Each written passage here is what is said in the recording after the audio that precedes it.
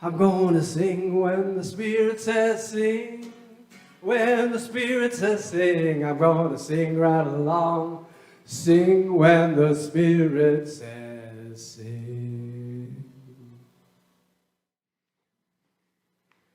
Kind of like coming home.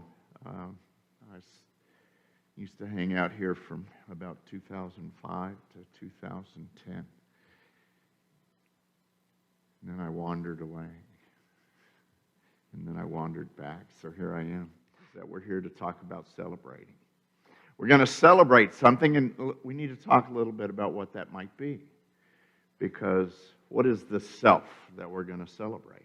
And we could celebrate, as we always celebrate. We celebrate promotions, we celebrate retirements, we celebrate birthdays, we celebrate all sorts of things. But when we think about living abundantly, and this is the end of the series about living abundantly that Reverend Gary began some months ago, when we think about that, there's much more to us than just skills.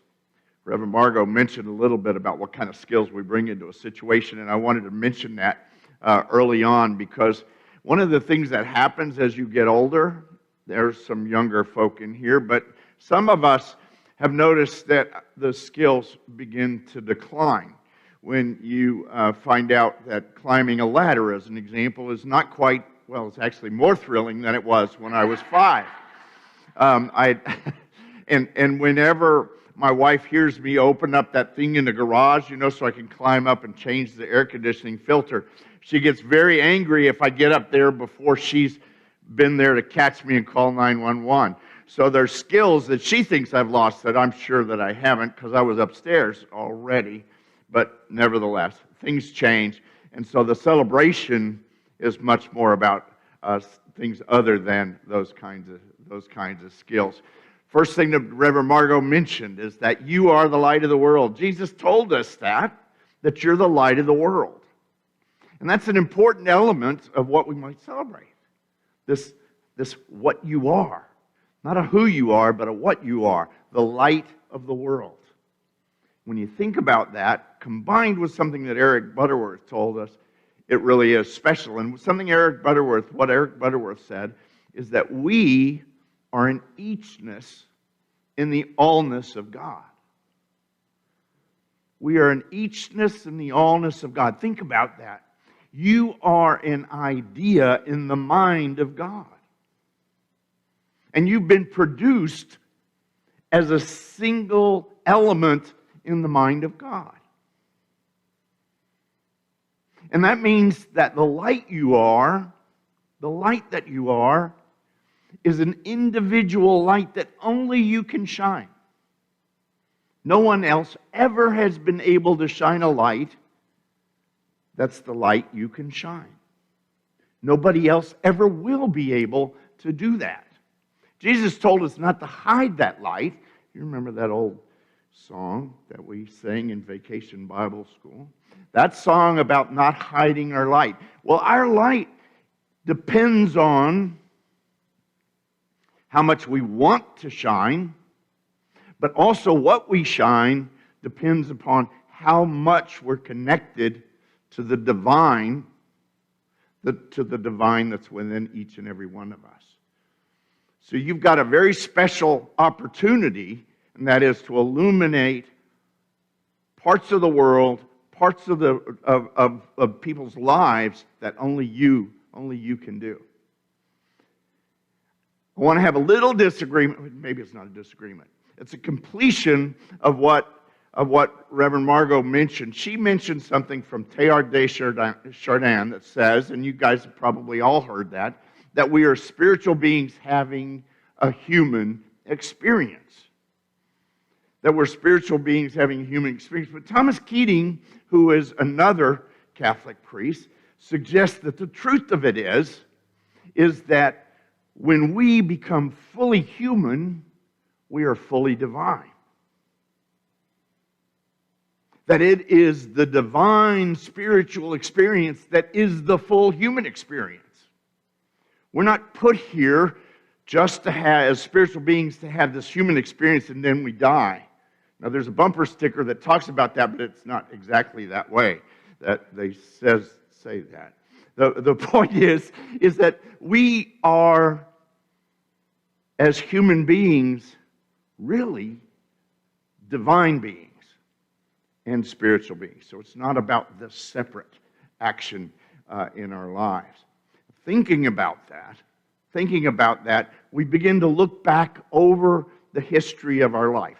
Or actually, as I mentioned in the earlier service, just driving here from San Antonio, I got the opportunity to experience how little divine I could show when somebody cut me off in traffic.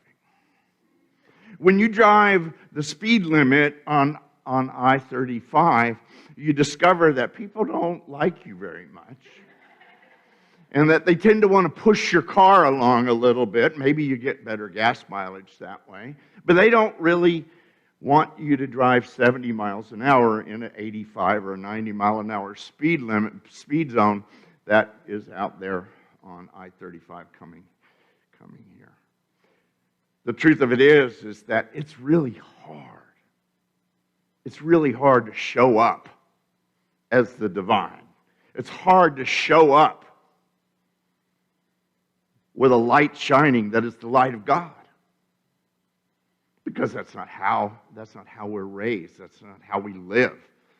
That's darn sure how we're not on, or how we don't behave on Facebook and Twitter and other places like that. So we think back into our life. What's the story that we're telling? Are we actually in a story, or are we in a game?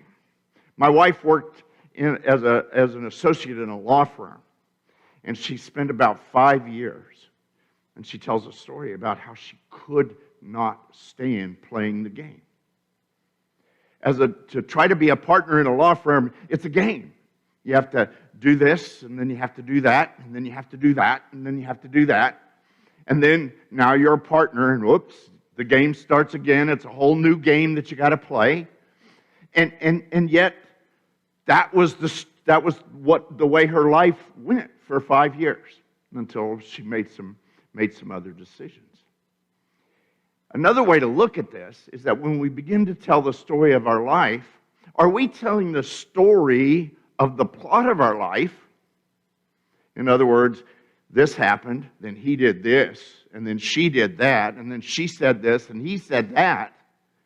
And as we move along in that plot, there's no people except she and he, but not that depth of character that we get by connection, by relationship with each other, and then most of all, by relationship to ourselves.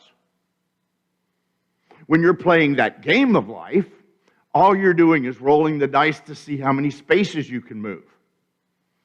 You're seeking that card that you pull out that says, now you won this, you got this, or you have this certification. In my case, I spent my life getting certified.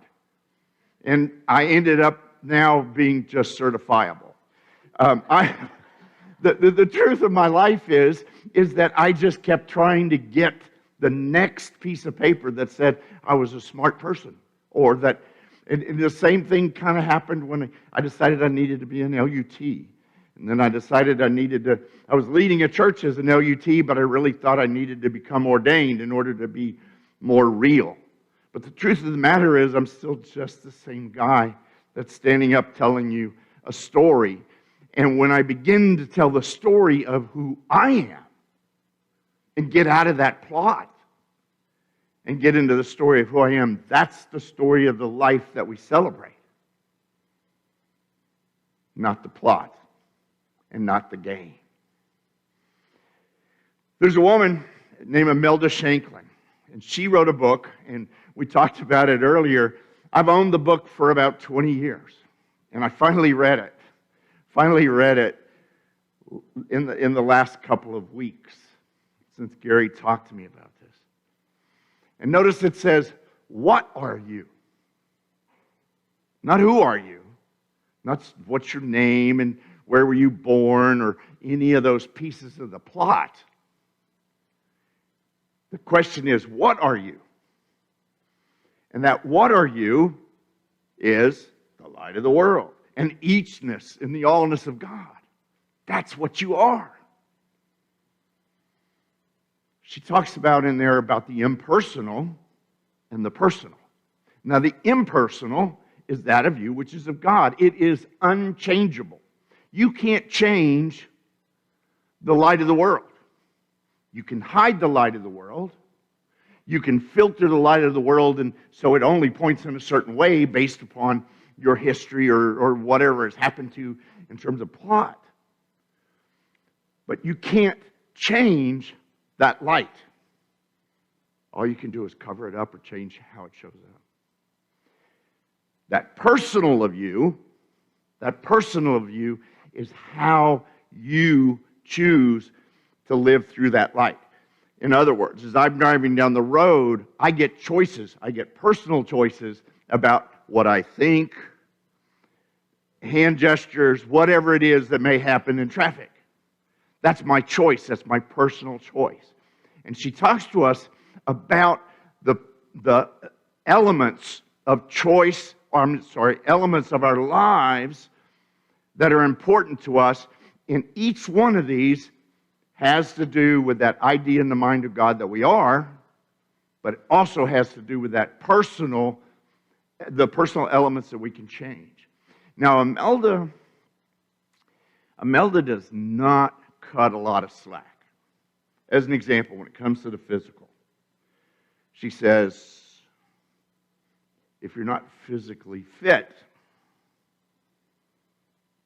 you're not an expression of God physically, and only you can change it. She doesn't say, and I mentioned this earlier, where I had gained a lot of weight when I was in my last church. There's something about being a minister that makes it easy to gain weight. Potlucks and things like that, I guess. I don't know. But what people says, you're fine. You're fine. You're fine just where you are. And I said, now hold on a minute. Let's talk about this a minute. My I am, that unchangeable part of me, is just fine. That's right. But that I am wants to persist in being the light of the world for a whole lot longer than it will if I stay as heavy as I am. So, as Imelda would say, I had work to do. And she didn't say you're just fine. If you want to be physically fit, you got to do stuff to be physically fit. And that's that physical part of things. Doesn't change that you're a child of God. Doesn't change any of that stuff. But how you show up in the world and the light you show in the world and how long you show the light in your world is dependent upon the physical part of you. And the same thing happens in the mental and the spiritual. They're not separate. They all influence each other. They all influence each other. But when we go to that mental part of us, that's how we choose to do what we need to do for physical fitness, to do what we need to do for our spiritual fitness, and to do what we need to do for our mental fitness. It all depends on our mind and the thoughts we think about how we show up and what happens in our life. You guys have heard the story. Eric Butterworth told this story about how we're all like a wave. We're the water in the wave, and God is the water. You guys have heard this story. He says it's not like we're a piece of raisin in the bread, that we are actually made of God's stuff. So I hang out with some Jewish folks. I figure that's the best way to learn the Hebrew Bible, is to maybe go talk to people who use the thing every single Saturday, rather than just folks who use it to prove that Jesus was real. So I go to listen to Hebrew folks, and this came out in a book. And the way they tell the story, the book was just printed last year, And the way they tell the story is there was a big wave and a bunch of little waves. And the big waves was telling the little waves, saying, I'm just worried to death. I'm scared to death. And the little wave says, well, what's wrong? And the big wave says, we're all going to die. We're going to crash into the beach, and we're all going to be dead. You guys don't see this. I'm a big wave. I can see over the top of all you guys, and everybody's hitting the beach and dying. And I'm scared. I'm worried. And the little wave said, I can help you with that. Big wave says, well, how much is it going to cost? And he said, it's free. He says, I can help you through this. And the big wave says, we don't have time for me to sit here cross-legged and praying and doing om and meditating in order to get over this fear. We're going to die. We're going to die. The little wave said, I can tell you in just a few words. The big wave says, okay, go ahead. And the little wave said, you're not a wave. You're water. You're water. And that's what we celebrate. That's what we celebrate. Is that divine self that is you. Not this self. That divine self. And we celebrate that effort that we make every day to shine that divine light in every part of our lives. Every part of our lives, including traffic. Because there's nothing greater than to think about the fact that only you can do this. Only you can shine the light that is your light. Only you can illuminate the world that is yours to illuminate. So we celebrate. We celebrate that truth. That you're the light of the world and you're an Eachness in the Allness of God.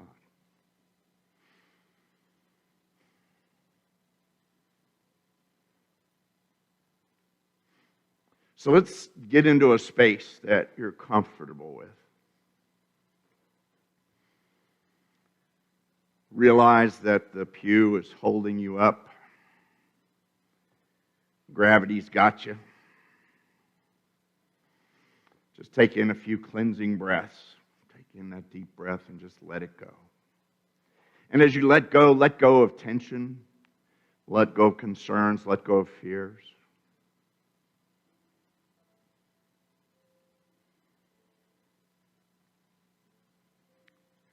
And as you breathe,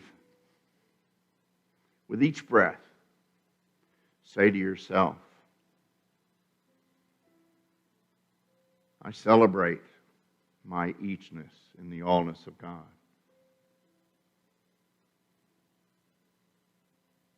I celebrate that I am the light of the world.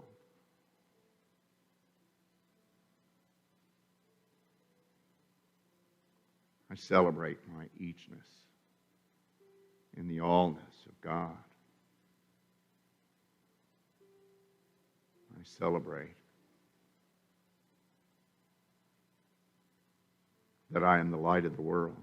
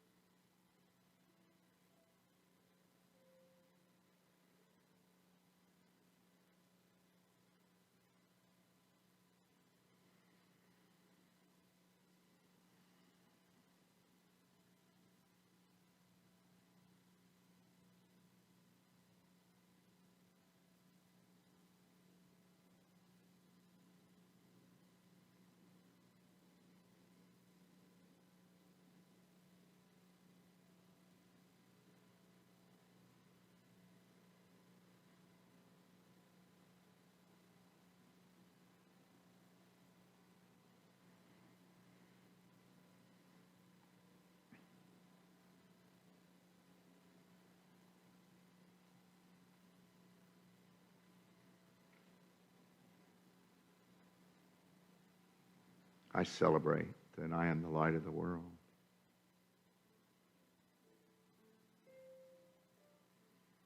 I celebrate my eachness in the allness of God. And as we return to this room, to this time, to this place, let's repeat that affirmation. I celebrate my eachness in the allness of God. I celebrate that I'm the light of the world. I celebrate my eachness in the allness of God. And so it is.